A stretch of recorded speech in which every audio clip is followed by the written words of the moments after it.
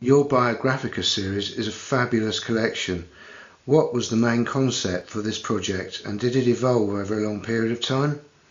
Well, in 1984 I did a big portrait project, which is a snapshot of 84 I suppose, and there were people in their working environments, and it was a huge series. I think there was about 150 portraits were in that series. There were hospitals, factories, a whole range of where people worked.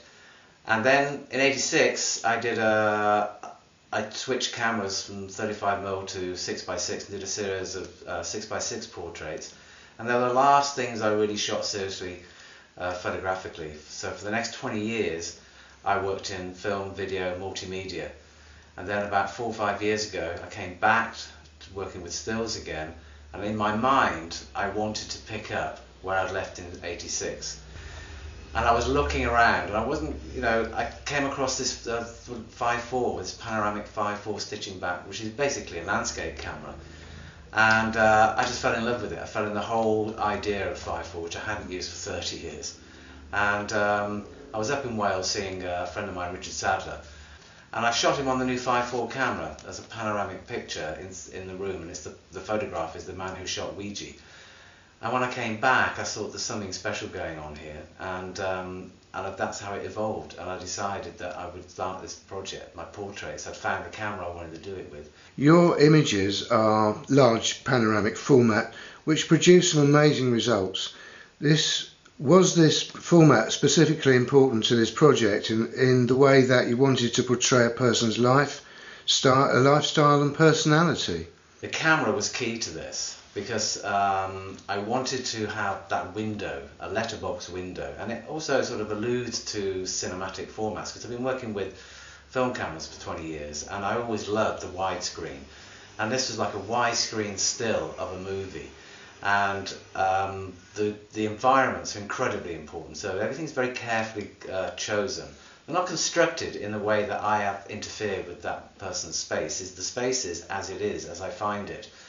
And the camera, it wasn't designed to do this, so it's actually quite a tricky thing to set up.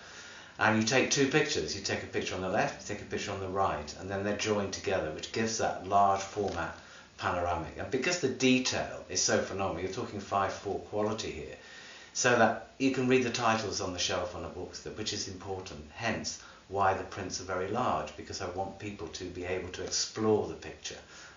The nooks and crannies, the lives that people have, is by what they collect around them and the spaces they occupy. So the detail is so important, and that has to be done on large format. I would imagine that photographing someone's home could be quite intrusive and intimidating. Were your subjects cooperative, or did you have to do quite a bit of convincing to have them participate in your Biographica series? If somebody doesn't want to be part of it, then they're not part of it. It's not about bribing people. It's not about coercing people, because that will come across in the pictures. If people want to be photographed, and I talk to them, I visit them, most of them are people I know or I'm introduced to. I don't just knock on doors and take pictures. So if there has to be coercion, then I won't take the picture. I only work with people who are 100%. I show them the project, I have a dummy book of previous photographs, so they understand what it is that I'm doing. And then maybe sometimes it can be the first visit, or it might be the second or third visit, and I chat to them, make sure they feel comfortable about being involved, and then I get the picture. If I have to force them, then there's just no point. How did you choose the sitters though? What was the thinking in terms of the type of person you wanted to portray, and how, as final collection, they would all relate to each other? But initially, as with all projects, you start with what you know and who you know.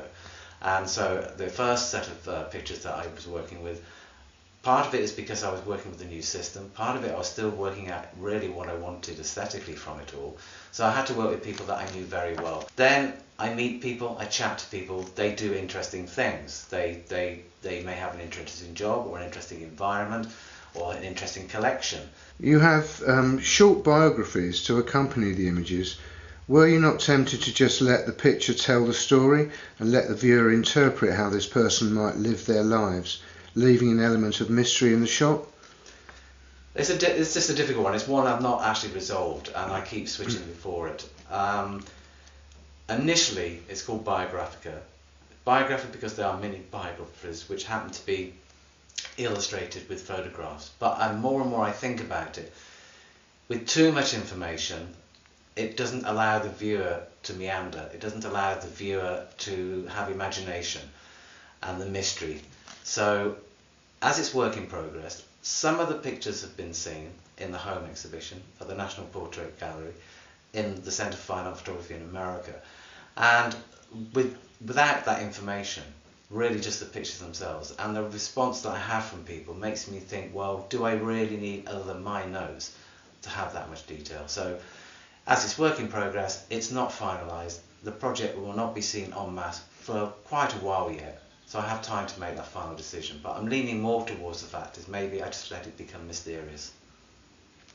Excellent. Well, thank you, Bill Jackson. That's okay. Thank you, Simon Head.